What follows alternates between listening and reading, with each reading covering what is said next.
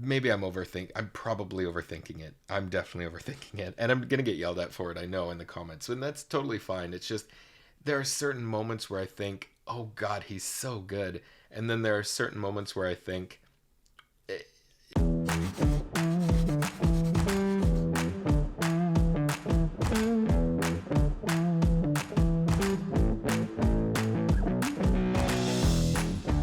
hello everyone, I'm Marc Daniel Patrick. Thank you so much for checking out the channel. You know, if you haven't seen our top 10 Hamilton video from last week, I'll throw that video up top. Please go check that one out. But in making that video, I realized that there are at least two glaringly obvious performances that we haven't reacted to yet on this channel. So don't forget, our Patreon page is at the link below. It's only $4 a month and some great reaction videos there. And you could also find me on Instagram at Marc Daniel Patrick. Today we're taking a look at a number that made our top 10 last week but hasn't been featured yet on our channel, and we need to fix that because it's such an incredible number. It's a devastating number, but so good nonetheless. So finally appearing on the channel, this is Renee, Elise, Goldsberry, Lin Manuel Miranda, and the Company of Hamilton singing It's Quiet Uptown.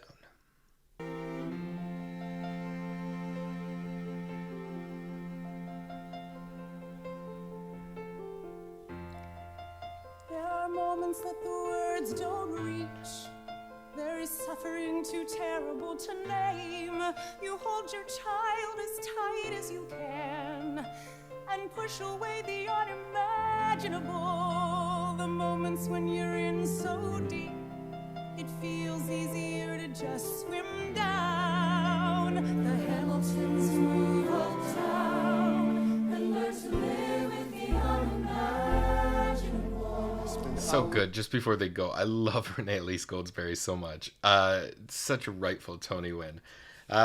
She's so expressive in just standing there and being so stoic and just so melancholy. She's still so expressive in everything. She's such a musical theater legend. I love that. What's that line? You hold your child as tight as you can and push away the unimaginable. It's such I love that line so much because it's so true to life, right? It doesn't even have to be a child. You just hold on to whatever you hold dear and you just forget about what could happen.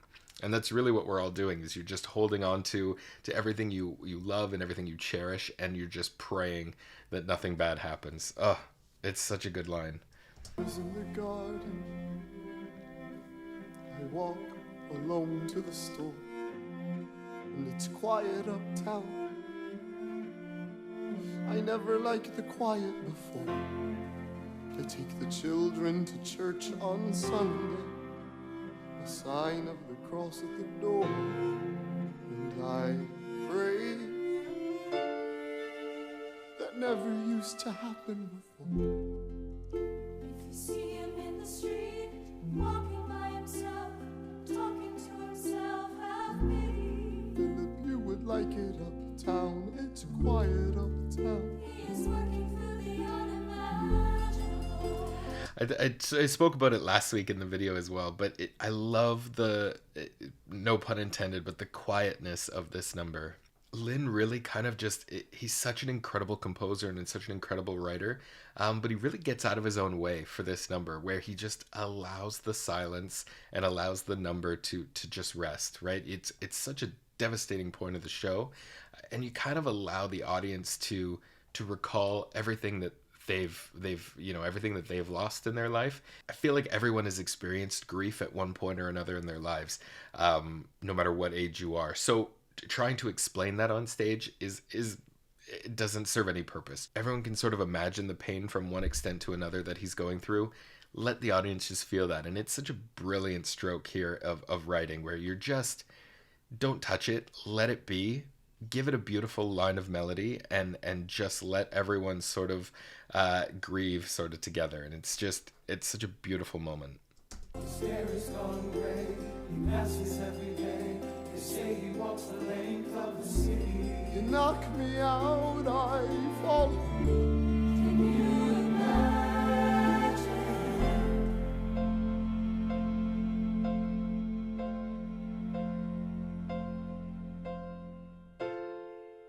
Look at where we are.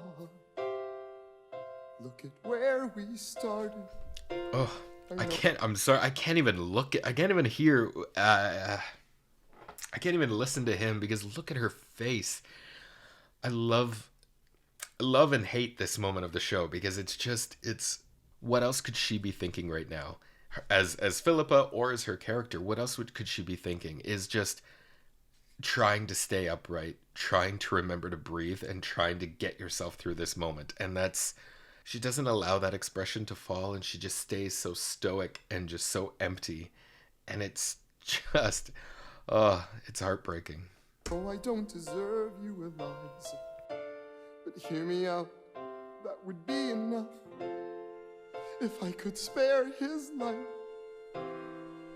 if I could trade his life for mine, he'd be standing here right now, and you would smile, and that would be enough. I don't pretend to know the challenges we're facing. I know there's no replacing what we've lost, and you need time, but I'm not afraid. I know who I married. Just let me stay here by your side. That would be enough. She, that entire time, she hasn't moved, right? Still has not moved. Now, we touched on it yesterday. I've thrown hints. I don't...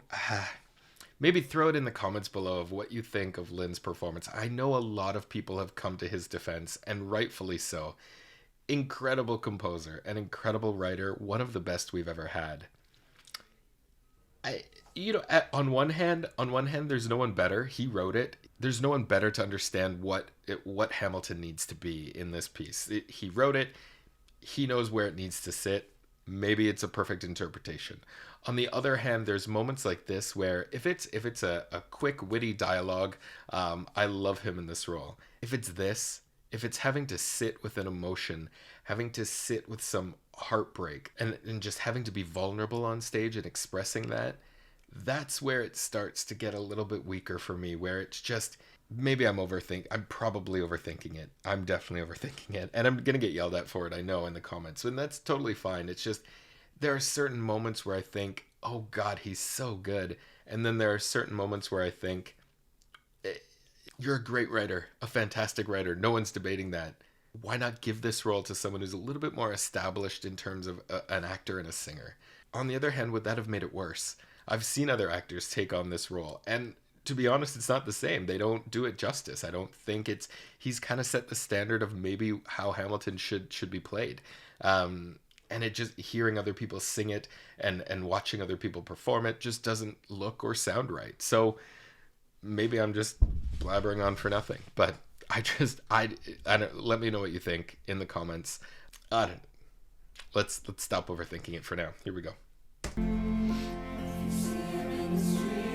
Walking by your side, talking by your side, have pity. Eliza, do you like it uptown? It's quiet uptown. He is trying to do the unimaginable. See them walking in the park, long after dark, taking in the sights of the city. Look around, Eliza. They are trying to do the unimaginable. There are moments that the words don't reach. There's a grace too powerful to name. We push away what we can never understand. We push away the unimaginable. They are standing in the garden, Alexander by Eliza's side. She takes his hand. It's quiet uptown. Forgiveness. Can you imagine? Forgiveness. Can you imagine? If you see him in the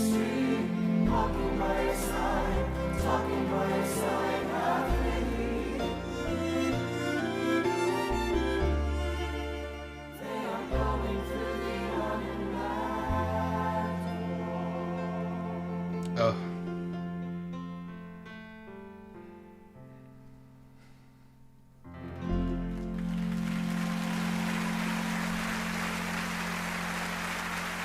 So it's so beautiful. It's just such a beautiful melody. It's so well done, this entire number. Yeah, that's like I said off the top. That's such great writing that you just kind of let the audience feel, feel their own, put their own narration of grief onto it, and let them, sort of fill in the gaps of what everyone else is thinking and feeling. Oh, never has someone been so effective in a number with one line.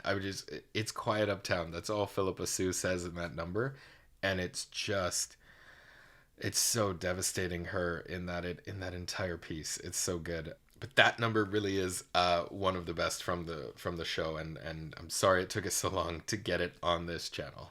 That's all the time we have for this video. Thank you so much for watching. Don't forget to let me know of what you thought of this video and what you'd like to see in the future. Until next time, I'm Marc Daniel Patrick, and thanks so much for watching.